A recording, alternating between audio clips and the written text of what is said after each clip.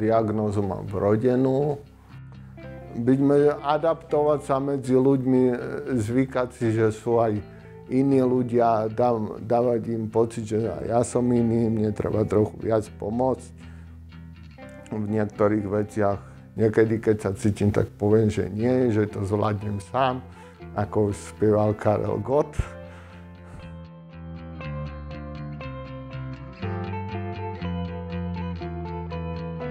Mať prácu, byť medzi ľuďmi. Vždy som to nejako považoval za potrebné byť medzi ľuďmi. Momentálne nie. Ja to nadhadzovačne hovorím, že pracujem na tom, aby som pracoval, ale zatiaľ to neprináša ovocie.